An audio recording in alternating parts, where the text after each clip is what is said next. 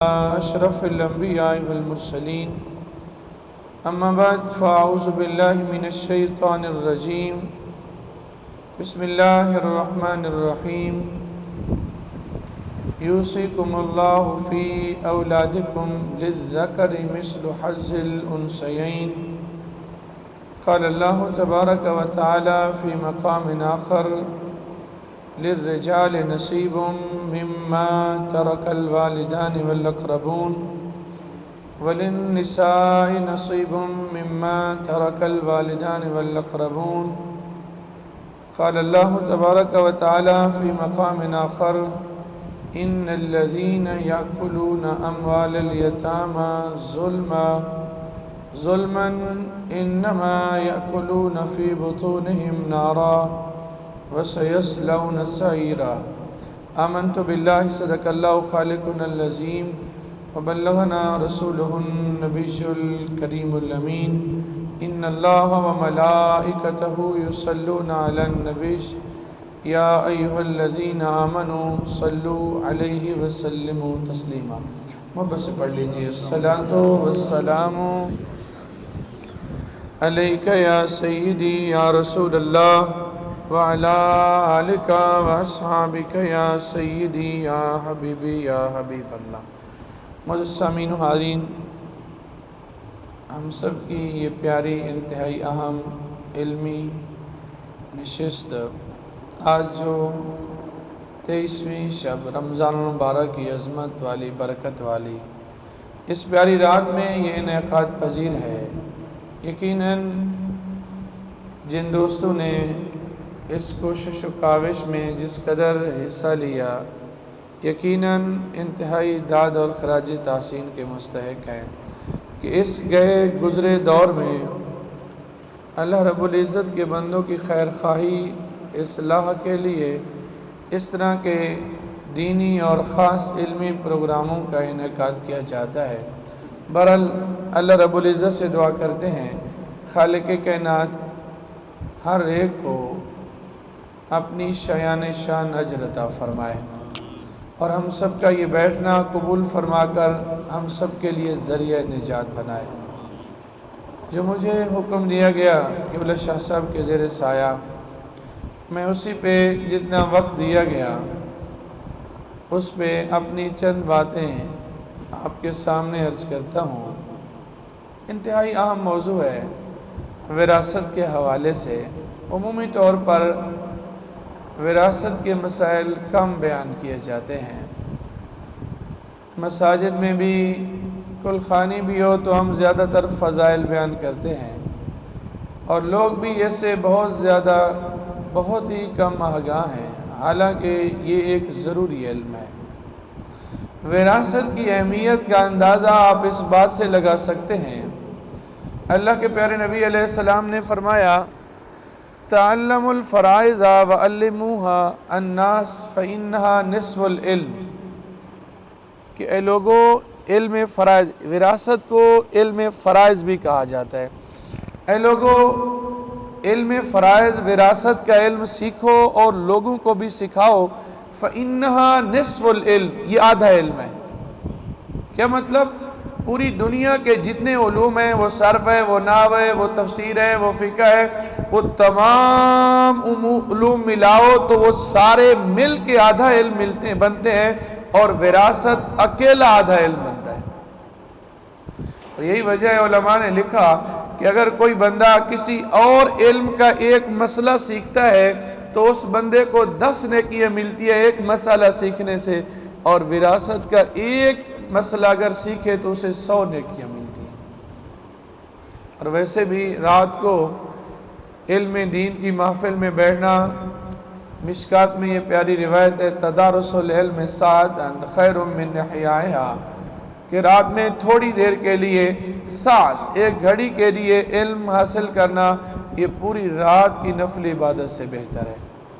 تو میں اس کی ترتیب کچھ آپ کے سامنے اس طریقے سے رکھتا ہوں۔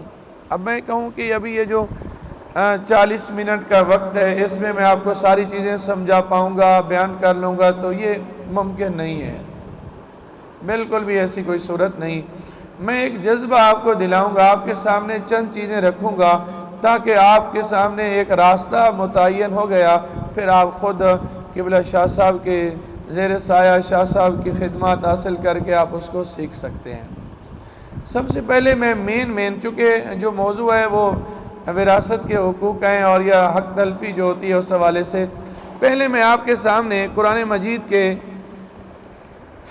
4 سپارے سورہ نساء کی آیت نمبر 11 اور 12 کے اس کی روشنی میں جو لوگوں کے حق ہیں، کس کو کتنا حصہ ملتا ہے، مین جو لوگ ہیں ان کا تذکرہ کرتا ہوں، اور آسان لفظوں میں ہوگا، یقیناً آپ کو سمجھ آ جائے گی اگر آپ توجہ سے سنیں گے تو، چونکہ یہ ایک خاص قسم کا درس ہے، یہ قصہ کہانی تو ہے نہیں کہ واقعہ بندے کو یاد ہو جائے تو، اور بس یہ چیزیں سنی بھی بہت کم ہوتی ہیں۔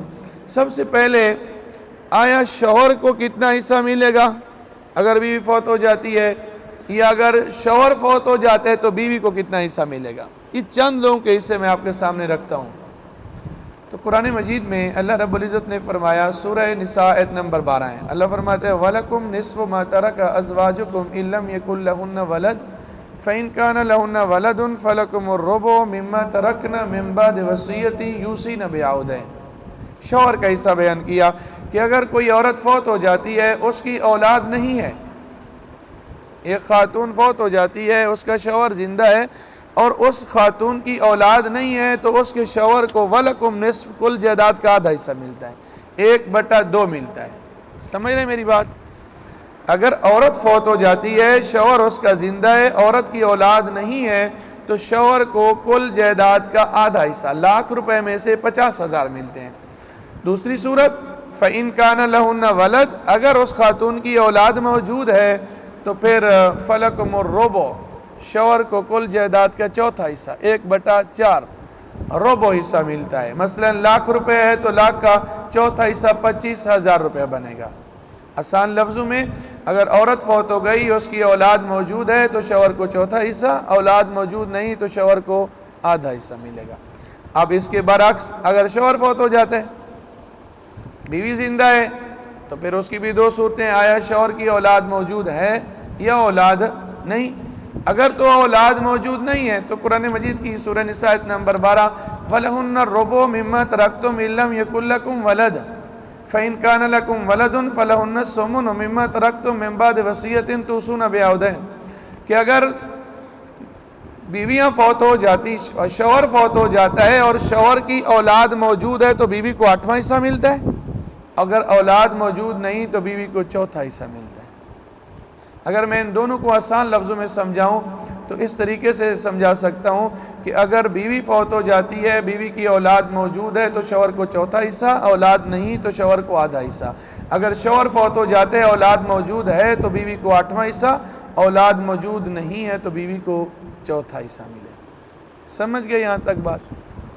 اگلی بات سنیے، صاف در ورثاء میں میاں بیوی ہوتے ہیں اور والدین ہوتے ہیں، اولاد ہوتی ہے۔ اب والدین کو کتنا حصہ ملے گا؟ ایک بندہ فوت ہو جاتا ہے، اس کی بیوی موجود ہے، اس کے ماں باپ موجود ہیں، تو وہ بھی سورہ نساء آیت نمبر 11 ہے۔ اللہ فرماتے ہیں وَلِأَبَوَيْهِ لِكُلِّ وَاحِدٍ مِّنْهُمَا السُّدُسُ مِمَّا تَرَكَ إِن كَانَ لَهُ وَلَدٌ، اگر ایک بندہ فوت ہو جاتا ہے، اس کی اولاد موجود ہے، چاہے بیٹے ہوں یا بیٹیاں ہوں، اولاد موجود ہے تو ماں باپ میں سے ہر ایک کو چھٹا حصہ ملتا ہے۔ وَلِأَبَوَيْهِ لِكُلِّ وَاحِدٍ مِّنْهُمَا السُّدُسُ چھٹے حصے کو بولتے ہیں۔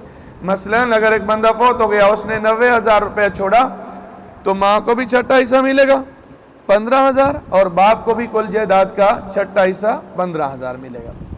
دوسری صورت کہ اگر اس کی اولاد نہیں ہے، بندہ فوت ہو گیا، شادی شدہ تھا، اولاد ہوئی نہیں، یا ہمارا فوت ہو گیا، اس کے ماں باپ موجود ہیں، وہ بھی قرآن مجید میں اللہ فرماتے ہیں فَإِن لَّمْ يَكُن لَّهُ وَلَدٌ وَوَرِثَهُ أَبَوَاهُ فَلِأُمِّهِ الثُّلُثُ، کہ اگر ایک بندہ فوت ہو جاتا ہے، اس کی اولاد نہیں ہے، تو اس کے وارث جو اس کے والدین ہیں، لیکن والدین ماں باپ میں آپس میں اس طریقے سے تقسیم ہوگی کہ ماں کو کل جائیداد کا 1/3 حصہ ملے گا، باقی ساری جائیداد اس کے باپ کو ملے گی۔ ہاں اگر یہ بندہ فوت ہو گیا، اس کی اولاد نہیں لیکن اس کے بہن بھائی موجود ہیں، اولاد نہیں ہے لیکن اس کے بہن بھائی اور ادھر سے باپ بھی موجود ہے، ماں بھی موجود ہے، تو پھر ماں کو چھٹا حصہ ملتا ہے، باقی ساری جائیداد باپ کو ملتی ہے، بہن بھائیوں کو کچھ نہیں ملتا۔ آپ کہیں گے یہ کیسے ممکن کیا ہوا کہ باپ بھی موجود ہے اور بہن بھائی بھی موجود ہیں، تو بہن بھائیوں کو کیوں نہیں مل رہا؟ تو وہ بھی میں نے آیت کریمہ تلاوت کی ہے۔ وراثت کا ایک اصول ہے، جب قریبی رشتہ دار موجود ہوتا ہے تو دور والے کو حصہ نہیں ملتا۔ آسان لفظوں میں، جب بیٹا موجود ہوتا ہے پوتے کو نہیں ملتا، بیٹی موجود ہوتی ہے پوتی کو نہیں ملتا، باپ موجود ہوتا ہے دادے کو نہیں ملتا۔ تو یہاں بھی وہی اصول ہے، ادھر سے اس کا بھائی موجود ہے، ادھر سے باپ موجود ہے، اگر دونوں کا رشتہ دیکھتے ہو تو باپ کا رشتہ بنسبت بھائی پہ کے زیادہ قریبی ہے۔ اور اللہ رب العزت قرآن مجید میں ارشاد فرماتا ہے، یہی سورہ نساء میں فرمایا للرجال نصیب مما ترک الوالدان والاقربون۔ یا وراثت کا ایک اصول ہے الاقرب فالاقرب یرجعون بقرب درجہ، جو جتنا زیادہ قریبی ہوگا اس کو ملے گا دوسرے کو۔ میں آسان لفظوں میں سمجھاؤں تو یوں، اگر باپ بھی موجود ہو اور چچا بھی موجود ہو تو چچا کو نہیں ملتا، تایا کو نہیں ملتا، چونکہ باپ قریبی رشتہ دار ہے۔ یہ ایسے بھائی موجود ہوتا ہے، بھتیجا موجود ہوتا ہے، بھتیجا کو نہیں ملتا، بھائی قریبی رشتہ دار موجود ہے۔ مجھے تو کوئی اعتراض جیسا نہیں لگا۔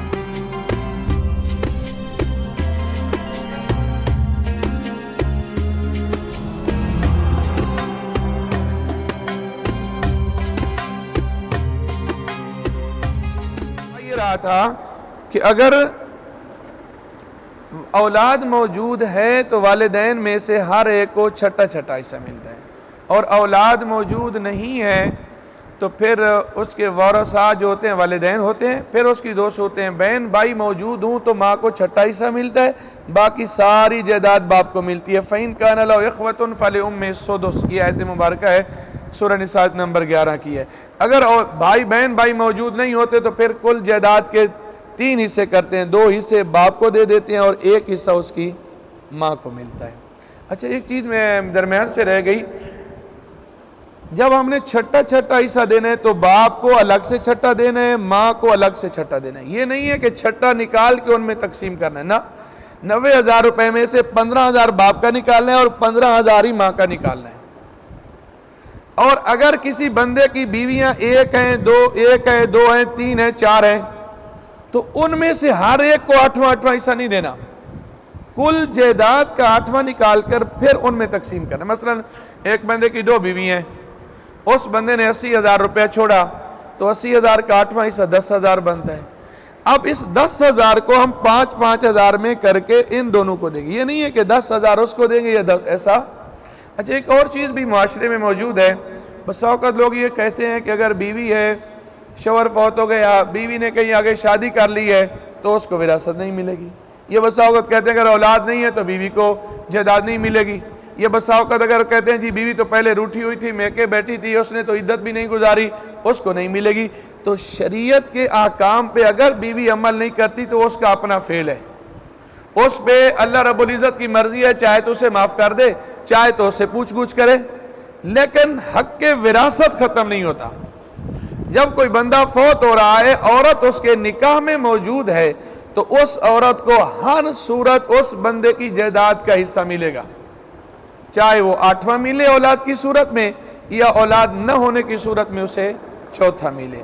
تو میں نے میاں بیوی کے آپ کو بتا دیے، والدین کے بتا دیے، اب تھوڑا سا آگے چلیں۔ اولاد ہوتی ہے، کوئی بھی بندہ فوت ہوتا ہے، اس کی اولاد موجود ہوتی ہے، تو اولاد کو کیا ملے گا؟ اولاد کی عموماً 3 صورتیں ہوتی ہیں۔ اگر کسی کی اولاد موجود ہو، یا تو بیٹے ہوتے ہیں یا بیٹیاں ہوتی ہیں یا بیٹے بیٹیاں دونوں ہوتے ہیں، ایسے ہے نا؟ یا صرف اس کے بیٹے ہوں گے یا صرف اس کی بیٹیاں ہوں گی یا بیٹے اور بیٹیاں مکس ہوں گے۔ اگر تو اس کے صرف اور صرف بیٹے ہیں، بیٹیاں نہیں ہیں، تو یہ ذہن میں رکھیے پہلے بیوی کا 8واں حصہ دیں گے چونکہ اولاد موجود ہے، ماں باپ موجود ہیں، تو ہر ایک کو چھٹا چھٹا حصہ دینے کے بعد جو باقی بچے گی وہ ساری کی ساری ان کے بیٹوں کو برابر برابر تقسیم ہوگی۔ میں آسان لفظوں میں سمجھاؤں تو اگر 90,000 روپے اس نے چھوڑا ہے، 8واں حصہ نکال لیں گے اس کی بیوی کا، ماں باپ چھوڑے ہیں تو چھٹا چھٹا حصہ نکال لیں گے ان کے ماں باپ کا، پیچھے جتنی بھی رقم بچتی ہے، 3 بیٹے ہیں تو 3 پہ تقسیم کریں گے، 2 ہیں تو 2 پہ کریں گے، 4 ہیں تو 4 پہ۔ اب پوری جائیداد بھی حصے میں تقسیم کر سکتے، لیکن وہ الگ اصول ہیں، وہ یہاں بھی سمجھ آنے والے نہیں ہیں کہ ہم کہیں کہ کل جائیداد کے 20 حصے کر لو 30 حصے کر لو، وہ ایک الگ مسائل ہیں، وہ آپ کو ابھی سمجھ آنے والے نہیں ہیں۔ ابھی آپ اتنا سمجھ لیجئے، پہلے 8واں حصہ بیوی کا نکالیں، اگر ماں باپ موجود ہیں تو چھٹا حصہ عورت کا نکالیں، پیچھے دیکھیں بیٹے موجود ہیں، 3 ہیں 4 ہیں، سب میں برابر تقسیم کر لیں۔ اگر بیٹیاں ہیں تو بیٹیوں کی صورتیں 2 ہیں، ایک بیٹی ہوگی، 2 ہوں گی یا 2 سے زیادہ ہوں گی۔ اگر تو بیٹی صرف اور صرف ایک ہے، بیٹا کوئی نہیں ہے، صرف ایک بیٹی ہے، تو یہی سورہ نساء آیت نمبر 11 اللہ فرماتے ہیں فَإِن كَانَتْ وَاحِدَةً فَلَا نِصْفَ، اگر کسی کی اکیلی بیٹی ہو تو کل جائیداد کا آدھا حصہ اس بیٹی کو ملتا ہے، وہی 90,000 روپے ہے، 90,000 میں سے 8واں حصہ بیوی کا نکالیں گے، چھٹا حصہ ان کے ماں باپ کا نکالیں گے، اور 90,000 کا آدھا حصہ کل جائیداد کا، یہ نہیں ہے کہ پہلے چھٹا نکال کے باقی جنا، کل جائیداد کا، اور 90,000 کا آدھا حصہ 45,000 روپیہ اس کی بیٹی کو ملے گا۔ سمجھ گئے میری بات؟ بہرحال اگر کسی کو سمجھنا ہے تو آخر میں بھی آپ پوچھ سکتے ہیں۔ نمبر 2، اگر بیٹیاں 2 یا 2 سے زیادہ ہوں، 2 یا 2 سے زیادہ ہوں، تو وہ بھی قرآن مجید ہمیں رہنمائی دیتا ہے۔ یقین جانیے ہم قرآن پاک پڑھیں تو ہم کبھی پریشان نہ ہوں۔ ہم نے جب سے قرآن پاک کو رکھا ہے نا، بس صرف غلاف میں ڈال کر، بس بیٹی کو رخصت کرنے کے لیے، بس اوقات لوگ جھوٹی قسمیں بھی اٹھاتے ہیں، بس ہم نے تو اس لیے قرآن مجید پڑھنے پڑھانے سمجھنے سمجھانے کے لیے۔ میرے عزیز، وراثت کے مسائل کوئی پورے قرآن میں نہیں ہے، صرف یوصیکم اللہ ایک رکوع ہے، اس سے پہلے چند آیات ہیں، یا سورہ نساء کی آخری آیت ہے، کم از کم یہی پڑھ لیں۔ ہم میں سے اکثر ہمیں یہ ضرور پتہ ہوتا ہے کہ بندہ فوت ہو، ہم نے کلخانی کرنی ہے، ہم نے 10 دیگیں 20 دیگیں 40 دیگیں بنانی ہے، ہم نے 10واں اور 40واں کرنا ہے، کتنی جمعراتی کرنی ہے، سال کے بعد ہم نے دن آگے پیچھے نہیں کرنا، ہمیں یہ ساری چیزیں پتہ ہیں۔ ٹھیک ہے، یہ اچھے اعمال ہیں، مستحب اعمال ہیں، آپ کریں ثواب ملتا ہے، لیکن ہمیں یہ نہیں پتہ کہ وراثت بھی تقسیم ہونی ہے یا نہیں ہونی، جو ضروری چیزیں ہیں۔ آپ اپنے معاشرے کا سروے کر کے دیکھیں، کسی کے فوتگی کے بعد یہ تو کٹ ہوتے ہیں کیا کہ یار کلخانی کیسے کرنی ہے، کیا کھانا ہے، کیا پکانا ہے، کبھی یہ کٹ آپ کو دیکھنے کو نہیں ملے گا کہ یار اس کی جائیداد ہے، کس کا کتنا حصہ ہے۔ کوئی پوچھنے تک لوگ گوارا نہیں کرتے، پوچھیں تو اگر اپنی مرضی کا مسئلہ نہ ملے تو لوگ بس اسی مسئلے کو وہیں چھوڑ دیتے ہیں۔ آپ مسجد کسی امام و خطیب سے پوچھ لیں کہ آپ کے پاس سال میں کتنی دفعہ لوگ آتے ہیں، کوئی 4 بھائی آئے ہوں کہ یار ہمارے تو والد صاحب فوت ہو گئے ہیں، کلخانی تو بات کا مسئلہ ہے، ہمیں بتاؤ ہم اس کی جائیداد کیسے تقسیم کریں۔ نہیں کرتے لوگ۔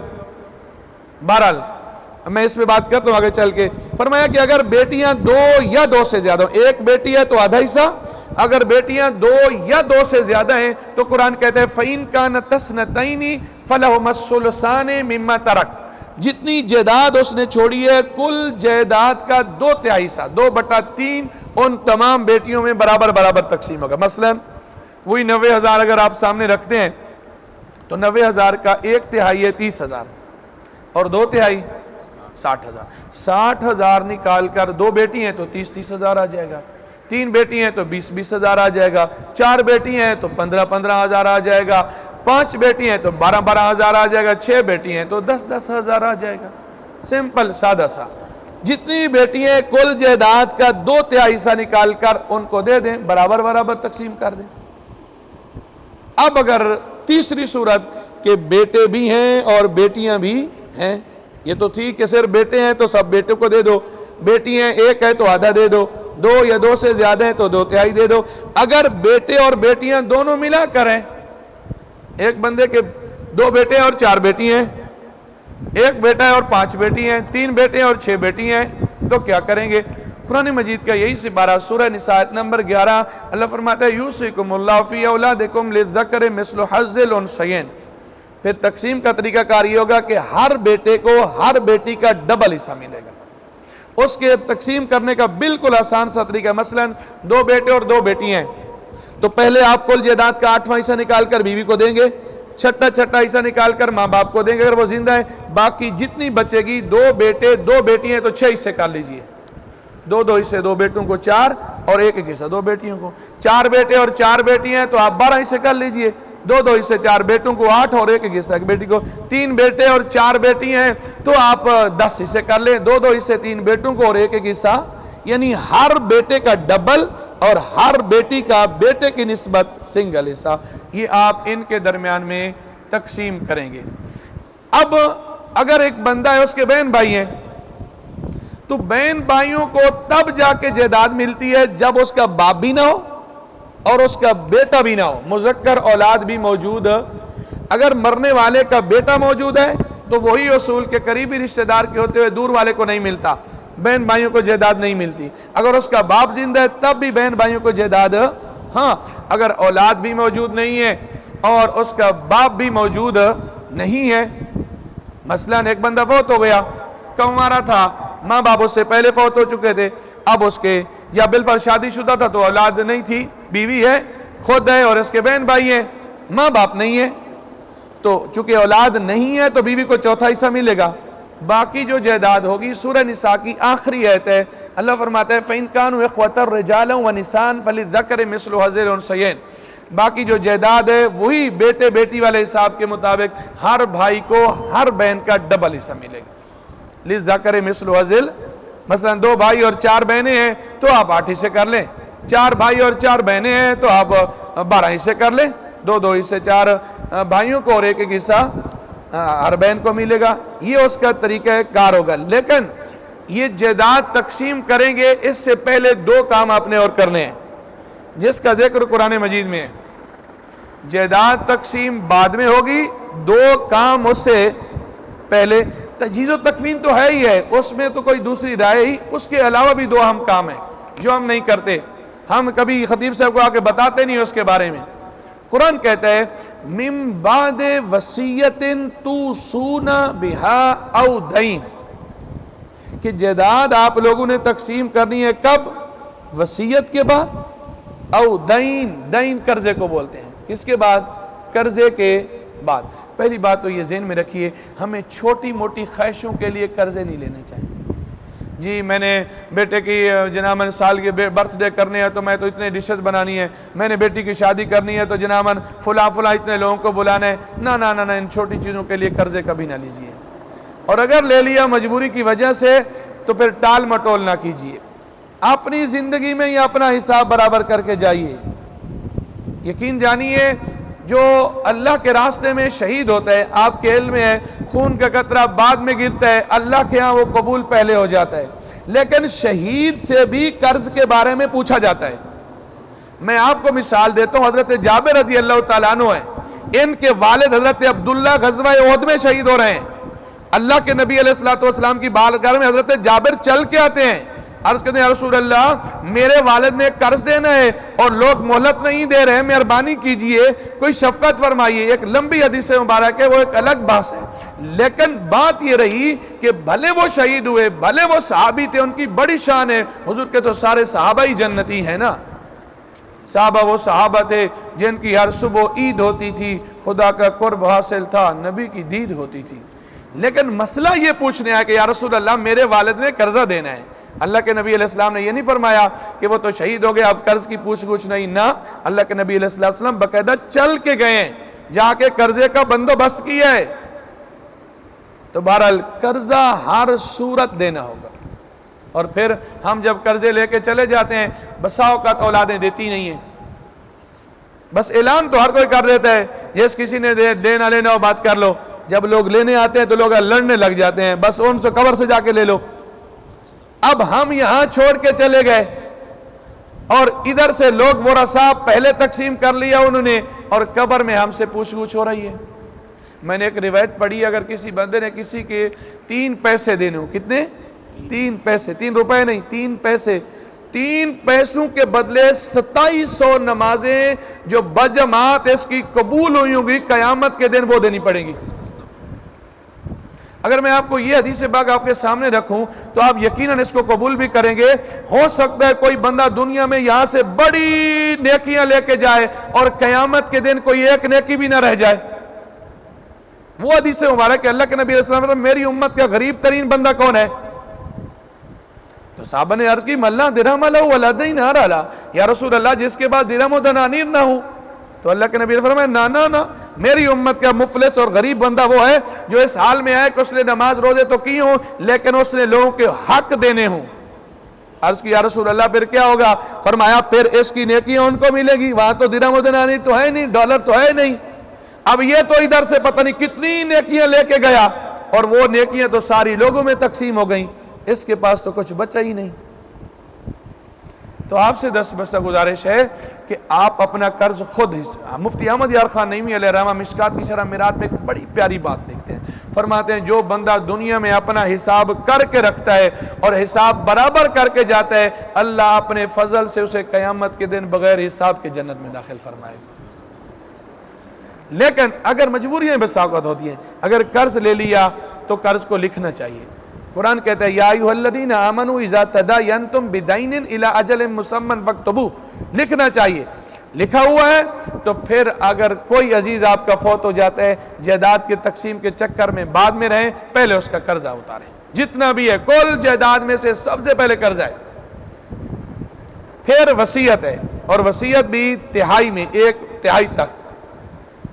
الثلث کثیر کے لفظ ہیں، کل جائیداد کی اگر 1/3 تک اس کی وصیت ہے تو اس پہ عمل کرنا بھی لازم ہے اگر وہ جائز ہے۔ اور بس اوقات وصیت یہ بھی ہوتی ہے کہ مثلا اس نے کہا ہوتا ہے جی یہ میرے بیٹے کو دے دینا، یہ چھوٹا بیٹا ہے، میری جائیداد میں سے اتنا اس کو دے دینا، تو لا وصیت علی وارث، وارث کے لیے وصیت جائز نہیں۔ اور یا وہ کہتا ہے کہ میرا سارا مال میرے مرنے کے بعد مسجد کو دے دینا، تو سارا مال نہیں دیا جائے گا، کل جائیداد کا 1/3 حصہ وراثت کے سے پہلے اللہ کے راستے میں یا جو اس نے وصیت کی جائے اس کے اندر ہی ہوگا۔ تو لہذا وراثت سے پہلے یہ 2 کام ہر صورت کرنے ہوں گے، وصیت اور قرض۔ ہاں قرض کے بارے میں آپ چھان بین کر سکتے ہیں، تحقیق کر سکتے ہیں، قرآن بھی کہتے ہیں ان جاءکم فاسق بنبأ فتبینوا ان تصیبوا قوما بجہالہ، سورہ حجرات میں ہے، اگر تمہارے پاس کوئی خبر لے کر ہے تم چھان بین کر لو، لیکن قرض دینا لازم ہوگا۔ پھر اس کے بعد ورثاء کو، اور ورثاء میں جب تقسیم کرنے ہیں تو یہ لمبی ڈیٹیں نہیں لینی۔ بس اوقات لوگ کہتے ہیں جی میرے والد صاحب فوت ہو گئے ہیں تو جب تک ماں زندہ ہے میں جائیداد تقسیم نہیں کروں گا، یا ماں فوت ہو جاتی ہے جب تک ابا زندہ ہے ہم جائیداد تقسیم نہیں کریں گے۔ بھائی کیوں نہیں کریں گے؟ جو بندہ تو باپ کے ساتھ رہ رہا ہے اس کی تو موج لگی ہوئی، تو جو کرائے گھروں پہ رہ رہے ہیں، تو یہ ذہن میں رکھیے اگر والد صاحب فوت ہوتے ہیں تو والد صاحب کی جتنی جائیداد ہے آپ کو فوراً تقسیم کرنا ہوگی، ان کے نام کی جتنی ہے۔ اگر ماں فوت ہوتی ہے تو ماں کی جتنی جائیداد ہے آپ کو فوراً سے پہلے تقسیم کرنا ہوگی۔ یا بس آگا لوگ یہ کہتے ہیں جناب کہ جی ہم نے تو والد صاحب نے تو اپنی بیٹی کی، ہماری بہن کی شادی کر دی تھی، اسے جہیز میں بڑا سامان دیا تھا، اس کا تو کوئی حصہ ہی نہیں، یا بہن تو اس کے تو شوہر بڑے سیٹ ہیں تو کوئی مسئلہ ہی نہیں۔ یا بس اوقات یہ کہتے ہیں جناب بہن نے تو معاف کر دیا۔ میرے عزیز پہلی بات تو یہ ذہن میں رکھیے جہیز سے حق وراثت ختم نہیں ہوتا۔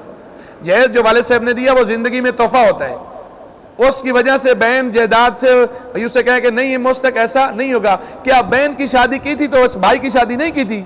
بہن کو تو گھر نہیں بنا کے دیا تھا، بیٹے کو تو اس نے گھر بھی دیا ہے، بہن کو اتنا پڑھایا بھی شاید نہ ہوگا بیٹے کو تو پڑھائے بہت زیادہ ہے، کاروبار بھی چلا کے دیا ہے، اور بہن کو مل بھی سنگر رہا ہے، بھائی کو مل بھی ڈبا رہا ہے، پھر بھی نہیں دے رہا۔ یہ بس اوقات کہنا جی بہن نے تو معاف کر دیا۔ میرے عزیز ہر مرتبہ بہن نہیں معاف کرنا ہوتا ہے، کبھی بھائی بھی تو معاف کر دے۔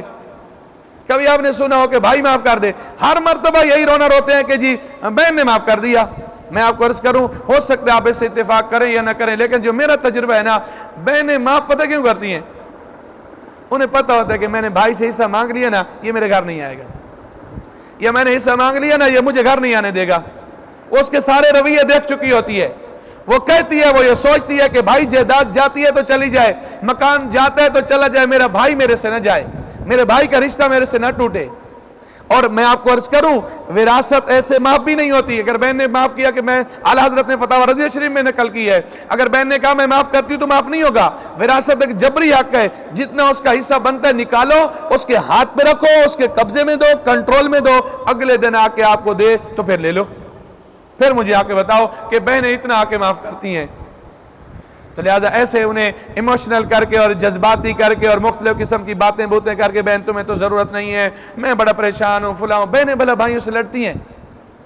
اس طریقے سے ہمیں اپنی آخرت خراب نہیں کرنی۔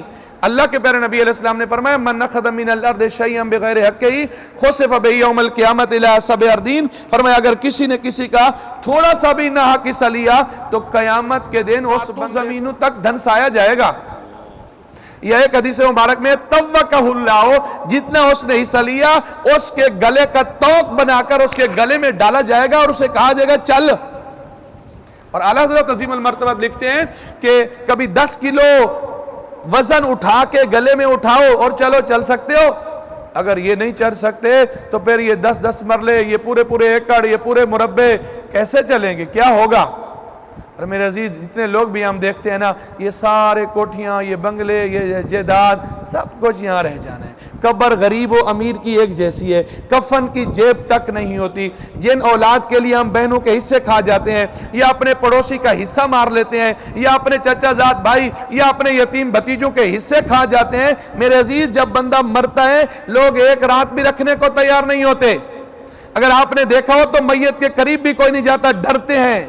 یہ اور بات ہے کہ ڈر لگنا چاہیے نہیں لگنا چاہیے۔ وہ کہا تھا نا، روح نکلی تے مردہ ہویوں، ہر کوئی تیتھوں ڈر دا، ایک پل تینوں رہن نہ دیں دے، مان کریں جس گھر دا۔ سب کو یہاں رہ جانا ہے، لہذا ہم سب کو اپنی آخرت کو، اپنی قبر کو خراب نہیں کرنا۔ قبر میں وہاں کوئی بلب نہیں لگے ہوئے، قبر کی روشنی یاد دنیا سے ہی لے کے جانی ہے۔ تو شاہ اعمال اپنا ساتھ لے جاؤ جی، بعد مرنے کے بھیجے گا کون، سوچو تو صحیح۔ بابے فرید نے کہا تھا نا، کوئی بن گیا رونق پکھیاں دی تے کوئی چھڈ کے شیش محل چلیا، کوئی پلیاں ناستے نخریاں وچ، کوئی ریت گرم تے تھل چلیا، کوئی بھول گیا مقصد آون دا، کوئی کر کے مقصد حل چلیا۔ اتھے ہر کوئی فرید مسافر ہے، کوئی اج چلیا کوئی کل چلیا۔ تو میری آپ سے دست بستہ گزارش ہے کہ کبھی اللہ تعالیٰ جتنے مسلمان ہیں ان کے والدین کا سایہ ان کے سروں پہ سلامت رکھے۔ بہرحال مرنا تو ہے، اسے تو کسی کو انکار نہیں ہے، تو ہمیں وراثت کے جو مسائل ہیں انہیں